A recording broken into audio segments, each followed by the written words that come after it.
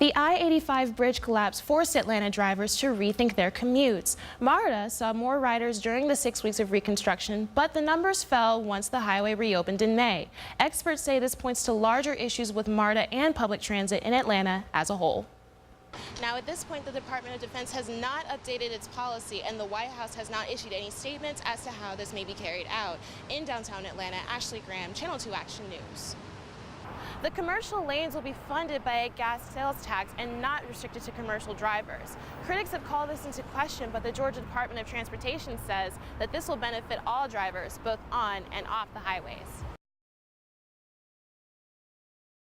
The I-85 bridge collapse forced Atlanta drivers to rethink their commutes. MARTA saw more riders during the 6 weeks of reconstruction, but the numbers fell once the highway reopened in May. Experts say this points to larger issues with MARTA and public transit in Atlanta as a whole. Traffic here is hell, and MARTA is smarter, but for who is the question. Even with highway congestion, many drivers went back to their cars instead of staying on public transit. Some who continue to use public transit to get around are frustrated with aspects of the system, complaining that there is too much traffic on the roads and that the routes just don't go far enough. Our reach is not as far as it needs to be effective. A sentiment shared by public transit passengers and drivers alike. For me, MARTA's really only one-dimensional and only gets people to and from the airport. Because if you got to catch a bus, you're going to catch hell. Improving public transit would save Atlanta families time, money, and frustration, according to Georgia State University professor Joseph Hacker. The average cost of owning a car is over $8,000 a year. Think how much more you could do with that. Not everyone sees traffic as a bad sign. All global regions have traffic congestion. That's a sign of a successful economy. Metro Atlanta Chamber Vice President Dave Williams says the solution won't be as simple as focusing on one aspect of public transportation. It's not just one, it's not just rail or bus rapid transit or local bus. It's what makes sense in context. The bottom line? MARTA has to be convenient for as many of the people as it serves. Ashley Graham, Channel 2 Action News.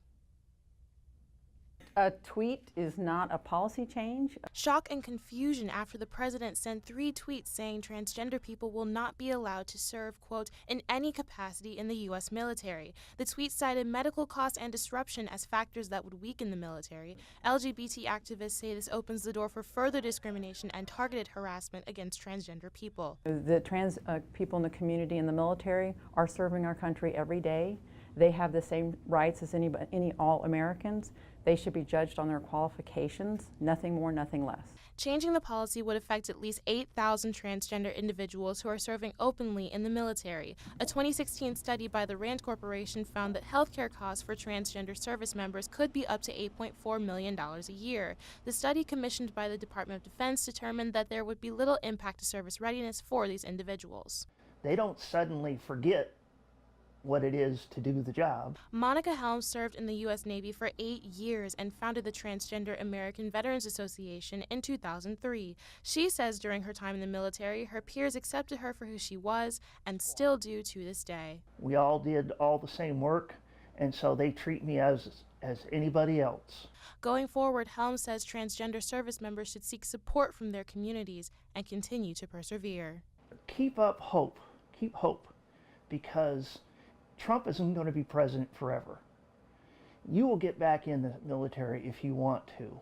Now, at this point, the Department of Defense has not updated its policy, and the White House has not issued any statements as to how this may be carried out. In downtown Atlanta, Ashley Graham, Channel 2 Action News. The Georgia Department of Transportation will spend over $2 billion on commercial vehicle lanes for a portion of I-75 North. The lanes will cover a 40-mile stretch between Macon and McDonough, south of Atlanta. So anything we can do to move traffic and freight flow more freely does improve their commutes. It improves the quality of life in terms of just making it a little less stressful for everybody.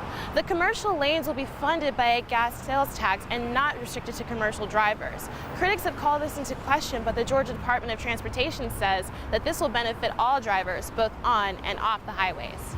This is as much about freeing up capacity for general purpose vehicles as it is about commercial vehicles.